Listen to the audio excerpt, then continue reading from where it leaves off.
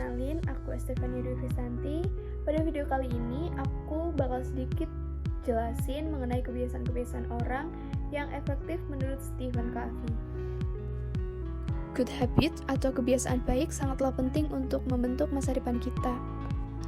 Berikut merupakan habits menurut Stephen Covey yang bisa membantu kita untuk meraih masa depan kita. Stephen R. Covey merupakan penulis dari buku Seven Habits of Highly Effective. Buku ini memberikan pendekatan yang berpusat pada prinsip untuk menyelesaikan masalah yang muncul dalam kehidupan pribadi dan juga kehidupan profesional seseorang. Sesuai dengan judulnya, buku ini adalah bacaan yang memotivasi dan mendorong pembaca untuk melakukan perubahan positif dan jangka panjang pada karakter mereka guna meningkatkan peluang mereka untuk sukses dalam hidup. Dasar yang menjadi Covey membangun argumennya adalah gagasan bahwa kebiasaan terbentuk sebagai hasil dari melakukan perilaku rutin dengan tingkat komitmen yang berkelanjutan. Menurut Covey, kebiasaan merupakan pertemuan antara pengetahuan, keterampilan, dan keinginan. Untuk membentuk suatu kebiasaan, maka kita harus memiliki pengetahuan tentang apa yang harus dilakukan dan mengapa, kemampuan melakukannya, serta keinginan atau motivasi untuk melakukannya. Dalam bukunya terdapat 7 habits atau kebiasaan orang yang sangat efektif, yaitu yang pertama ada be proactive, yang kedua ada begin with the end in mind, yang ketiga ada put first thing first, yang keempat ada think win-win, lalu yang kelima ada seek first to understand, yang keenam sinergis, dan yang ketujuh serpent the south. Habits yang pertama adalah proaktif. Proaktif sendiri sebagai sifat manusia memberi tanggapan terhadap kehidupan milik kita. Perilaku kita adalah suatu fungsi dari keputusan kita, bukan kondisi dari lingkungan kita. Proaktif berdiri pada realisasi, namun juga mengetahui kita memiliki kekuatan untuk memiliki suatu tanggapan positif terhadap sekeliling kita. Individu yang proaktif adalah orang yang bertanggung jawab karena mereka yakin bahwa mereka mempunyai kendali atas cara mereka dalam merespons suatu situasi. Untuk menjadi seorang yang proaktif, seorang harus merubah cara pandang mereka terhadap suatu masalah dan mengalihkan fokus mereka. Orang yang proaktif tidak hanya beraksi terhadap apa yang terjadi, namun menggunakan kecerdasan, imajinasi, dan moralitas mereka untuk memutuskan tindakan terbaik. Seorang proaktif juga sering menggunakan bahasa yang proaktif juga. Misalnya, saya bisa, saya akan. Habits yang kedua adalah begin with the end in mind, atau mulailah dengan akhir di pikiran. Titik awal di permulaan dalam akhir dalam pikiran adalah mengembangkan pernyataan, misi, filosofi, atau paham pribadi.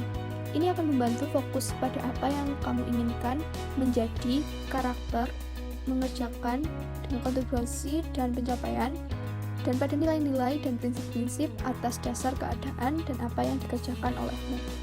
Pernyataan misi pribadi memberikan kita suatu pusat tumpuan yang tidak berubah, di mana kita bisa berurusan dengan perubahan eksternal. Kebiasaan kedua didasarkan pada gagasan bahwa segala sesuatu diciptakan 2 kali. Kebiasaan ini dapat dimulai dengan membayangkan tujuan hidup kita untuk memulai dengan tujuan akhir. Hal ini berarti tidak hanya memproyeksikan apa yang ingin kita capai, tetapi ingin menjadi siapa dan dengan nilai apa kita menjalaninya.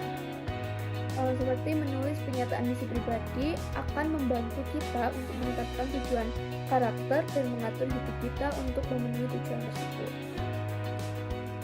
Habits yang ketiga adalah put first thing first, atau dahulukan yang utama. Yang dimaksud pada habits ini adalah mengelola waktu dan energi dengan bijaksana, dengan mengutamakan tugas-tugas yang memiliki nilai paling tinggi sesuai dengan tujuan jangka panjang. Pada habits yang ketiga ini, kita diajak untuk memahami cara mengatur waktu dengan baik, namun yang lebih penting adalah belajar mengendalikan waktu sendiri. Nah, di sini Covey memiliki 4 kerangka kerja kuadran untuk mengatur waktu didasarkan pada 4 kategori dasar usaha manusia. Untuk kuadran yang pertama, yaitu penting dan mendesak. Kuadran 2, penting tapi tidak mendesak. Kuadran 3, mendesak tapi tidak penting. Dan kuadran 4, yaitu tidak mendesak dan tidak penting. Manajemen diri yang sukses berarti memfokuskan sebagian besar upaya seseorang pada kuadran 2. Menginvestasikan lebih banyak waktu di bidang ini akan memperkecil kemungkinan timbulnya masalah di kuadran pertama. Kita perlu lebih baik dalam mengatakan tidak pada hal-hal di kuadran 3 dan 4 jika kita ingin mempunyai waktu untuk fokus pada hal-hal di kuadran 2. Hal pertama yang harus didahulukan ada di kuadran 2. Ketika merencanakan bagaimana menggunakan waktu kita harus menetapkan prioritas berdasarkan nilai-nilai dan tujuan pribadi kita. Strategi paling efektif untuk melakukan hal ini adalah merencanakan aktivitas kita untuk seminggu ke depan, bukan setiap hari. Dibandingkan dengan agenda harian, agenda mingguan akan memberi Anda lebih banyak ruang untuk bernafas, untuk mencari keseimbangan yang sehat.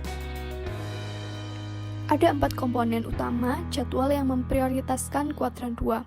Yang pertama adalah menetapkan tanggung jawab, yang kedua memilih tujuan, yang ketiga penjadwalan, dan yang keempat adalah perubahan dan pertumbuhan setiap hari. Habits yang keempat adalah think win-win atau pikirkan menang-menang. Menang-menang adalah salah satu dari total 6 filosofi dari interaksi manusia, yaitu yang pertama ada menang-menang, yang kedua menang-kalah, ketiga kalah-menang, yang keempat ada kalah-kalah, lalu ada menang, dan yang keenam adalah menang-menang or no deal. Tujuan dari paradigma menang-menang adalah untuk memastikan bahwa semua pihak yang terlibat dalam suatu interaksi memperoleh keuntungan yang sama. Ini adalah paradigma yang lebih berbasis prinsip karena mencoba memastikan bahwa semua pihak itu menang. Proses menang-menang ini memiliki 4 tahap.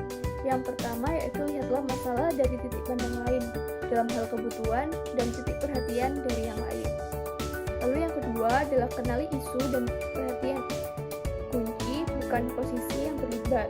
Lalu yang ketiga, tentukan hasil apa yang membuat solusi diterima penuh. Lalu yang keempat adalah kenali pilihan baru untuk meraih hasil tersebut. Habits yang kelima adalah seek first to understand atau berusaha untuk mengerti. Pada kebiasaan 5 ini adalah kekuatan karena berfokus pada pusat pengaruh. Merupakan pendekatan dari dalam keluar. Kita bisa memfokuskan pada bangunan pengertian kita sendiri. Pada habits kelima ini merupakan kunci untuk mempengaruhi orang lain, dan bisa saja kita menjadi terpengaruh. Sebagaimana kita bisa semakin banyak menghargai orang lain, mereka akan menghargai kita semakin banyak pula. Pada habits ini, mendengar dengan empati harus dibangun pada suatu karakter setiap manusia. Komunikasi adalah keterampilan paling penting yang harus dimiliki dalam hidup. Namun, hanya sedikit dari kita yang tahu cara mendengarkan dengan jujur dan bijaksana, serta membantu kita memahami orang lain dengan baik. Inilah yang perlu kita lakukan untuk berkomunikasi dengan baik, yaitu mendengarkan dengan empati, agar dapat memenuhi kebutuhan dasar manusia dengan membiarkan orang lain merasa bahwa ia telah didengarkan dan diakui. Kebiasaan keenam atau habits keenam adalah sinergis. Sinergi adalah perbedaan nilai-nilai dengan menghormatinya, membangun kekuatan, dan mengkompensasikan kelemahan, suatu hubungan yang saling menguntungkan dalam mencapai hasil yang lebih besar. Sinergi dapat dikatakan ketika dua orang atau lebih bekerja sama untuk menghasilkan sesuatu yang lebih baik daripada gabungan bagian-bagiannya. Nah, dibutuhkan banyak kepercayaan, kerjasama, dan komunikasi yang baik. Ini adalah inti dari bekerja sama sebagai sebuah tim. Untuk berkomunikasi secara sinergis, kita harus terbuka terhadap ide-ide baru dan tidak bersikap defensif atau protektif. Komunikasi ini bekerja pada tingkat yang lebih tinggi daripada komunikasi yang saling menghormati, di mana orang dapat menghormati paradigma satu sama lain, namun mungkin tidak sepenuhnya memahaminya. Komunikasi yang saling menghormati dapat mengarah pada kompromi atau tingkat menang-menang yang rendah. Namun, komunikasi tersebut tidak memiliki percikan kreatif berupa komunikasi yang sinergi.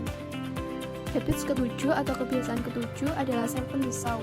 Yang dimaksud di sini adalah menghabiskan waktu untuk merawat dan meningkatkan diri agar tetap efektif dan produktif. Seperti berinvestasi dalam perawatan diri secara fisik, mental, emosional, dan spiritual untuk meningkatkan kinerja dan kesejahteraan secara keseluruhan. Lalu menjaga keseimbangan dalam kehidupan dan terus berkembang. Kebiasaan lainnya tidak akan ada tanpa adanya kebiasaan ketujuh. Nah, pada kebiasaan ketujuh ini melindungi dan meningkatkan kesejahteraan diri sendiri. Mengasah gergaji merupakan metafora pembaruan dalam 4 bidang utama kehidupan. Nah, bidang utama kehidupan tersebut apa saja? Yang pertama, fisik. Menjaga kesehatan fisik melibatkan hal-hal seperti makan dengan benar dan tidur yang cukup. Ini juga membutuhkan peningkatan kekuatan dan daya tahan kita. Lalu yang kedua, rohani.